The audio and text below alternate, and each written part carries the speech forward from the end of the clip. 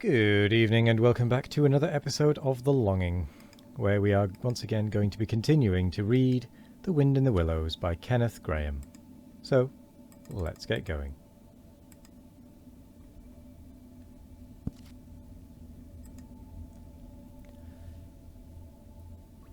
Some of the stoats turned quite pink, continued the mole, and the sergeant in charge... Wait. Oh yes, sorry. Some of the stoats turned quite pink, continued the mole, and the sergeant in charge, he said to me, very short, he said, "Now run away, my good woman, run away. Don't keep my men idling and talking on their posts." "Run away," says I. "It won't be me that'll be running away, in a very short time from now." "Oh, Moley, how could you?" said the rat, dismayed. The badger laid down his paper. "I could see them pricking up their ears and looking at each other," went on the mole, "and the sergeant said to them, 'Never mind her, she doesn't know what she's talking about.'" "Oh, don't I?" said I. "Well, let me tell you this. My daughter, she washes for Mr. Badger, and that'll show you whether I know what I'm talking about, and you'll know pretty soon too. 100 bloodthirsty badgers armed with rifles are going to attack Toad Hall this very night, by the way of the paddock.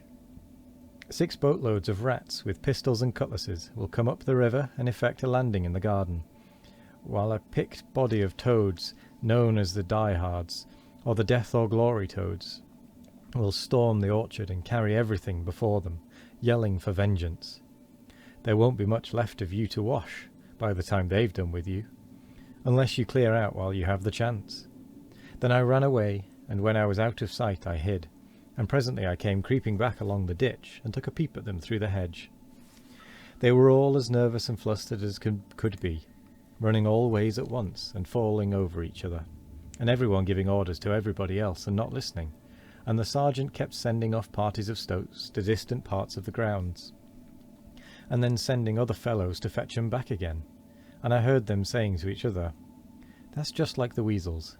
They're to stop comfortably in the banqueting hall, and have feasting and toasts and songs and all sorts of fun, while we must stay on guard in the cold and the dark, and in the end be cut to pieces by bloodthirsty badgers." "Oh, you silly ass, Mole," cried Toad. "You've been and spoiled everything." "Mole," said the badger in his dry, quiet way, "I perceive you have more sense in your little finger than some animals have in the whole of their fat bodies. You have managed excellently, and I begin to have great hopes of you. Good mole, clever mole." The toad was simply wild with jealousy, more especially as he couldn't make out for the life of him what the mole had done that was so particularly clever. But, fortunately for him, before he could show temper or expose himself to the badger's sarcasm, the bell rang for luncheon. It was a simple but sustaining meal, bacon and broad beans and a macaroni pudding, and when they had quite done, the badger settled himself into an armchair and said, "Well, we've got our work cut out for us tonight, and it will probably be pretty late before we're quite through with it, so I'm just going to take 40 winks while I can." And he drew a handkerchief over his face and was soon snoring. The anxious and laborious rat at once resumed his preparations, and started running between his 4 little heaps, muttering, "Here's a belt for the rat, here's a belt for the mole, here's a belt for the toad, here's a belt for the badger," and so on with every fresh accoutrement he produced, to which there seemed really no end. So the mole drew his arm through Toad's, led him out into the open air, shoved him into a wicker chair, and made him tell him all his adventures from beginning to end, which Toad was only too willing to do. The mole was a good listener, and Toad, with no one to check his statements or to criticize in an unfriendly spirit, rather let himself go. Indeed, much that he related belonged more properly to the category of what might have happened had I only thought of it in time instead of 10 minutes afterwards. Those are always the best and the raciest adventures, and why should they not be truly ours, as much as the somewhat inadequate things that really come off? Chapter 12. The Return of Ulysses. When it began to grow dark, the rat, with an air of excitement and mystery, summoned them back into the parlour, stood each of them up alongside of his little heap, and proceeded to dress them up for the coming expedition. He was very earnest and thoroughgoing about it, and the affair took quite a long time. First there was a belt to go round each animal, and then a sword to be stuck into each belt, and then a cutlass on the other side to balance it. Then a pair of pistols, a policeman's truncheon, several sets of handcuffs, some bandages and sticking plaster, and a flask in a sandwich case. The badger laughed good-humouredly and said, "All right, Ratty, it amuses you and it doesn't hurt me. I'm going to do all I've got to do with this here stick." But the rat only said, "Please, Badger, you know I shouldn't like you to blame me afterwards and say I had forgotten anything."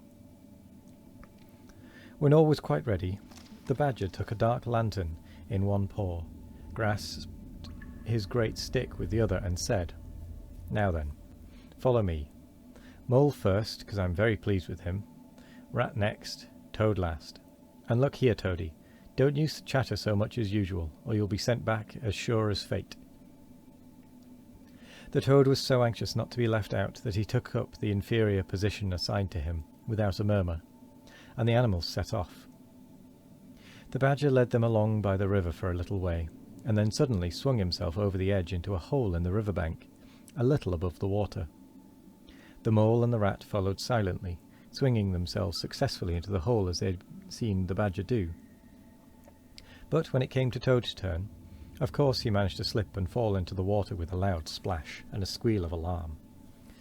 He was hauled out by his friends, rubbed down and wrung out hastily, comforted and set on his legs. But the badger was seriously angry, and told him that the very next time he made a fool of himself, he would most certainly be left behind.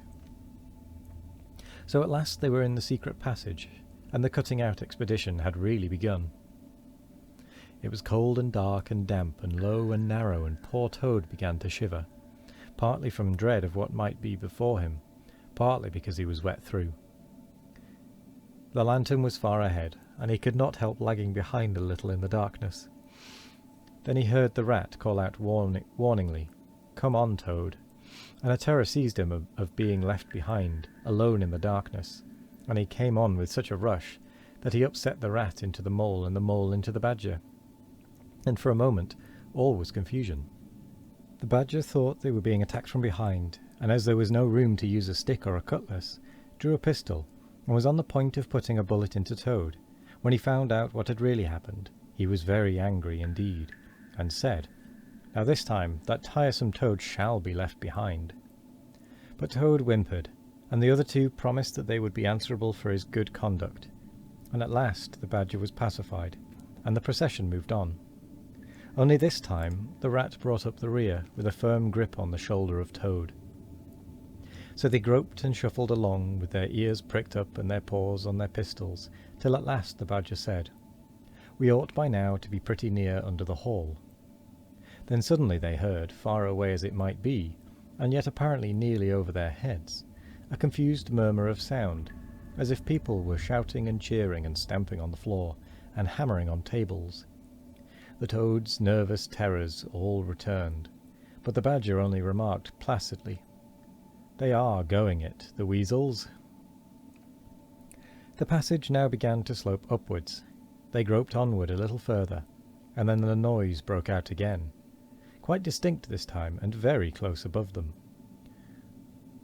"Hooray, hooray, hooray, hooray," they heard, and the stamping of little feet on the floor, and the clinking of glasses as little fists pounded on the table. "What a time they're having," said the badger. "Come on." They hurried along the passage till it came to a full stop, and they found themselves standing under the trap door that led up into the butler's pantry. Such a tremendous noise was going on in the banqueting hall that there was little danger of their being overheard. The badger said, "Now, boys, all together," and the four of them put their shoulders to the trap-door and heaved it back. Hoisting each other up, they found themselves standing in the pantry, with only a door between them and the banqueting hall, where their unconscious enemies were carousing. The noise as they emerged from the passage was simply deafening. At last, as the cheering and hammering slowly subsided, a voice could be made out saying, Well, I do not propose to detain you much longer. Great applause. But before I resume my seat, renewed cheering, I should like to say one word about our kind host, Mr. Toad. We all know Toad, great laughter. Good Toad, modest Toad, honest Toad. Shrieks of merriment. Only just let me get at him, muttered Toad, grinding his teeth.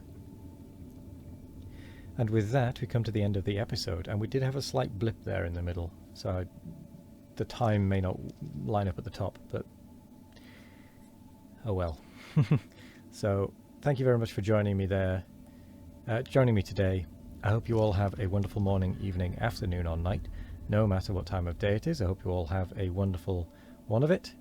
And as always, we will be back tomorrow for more of The Longing. Goodbye.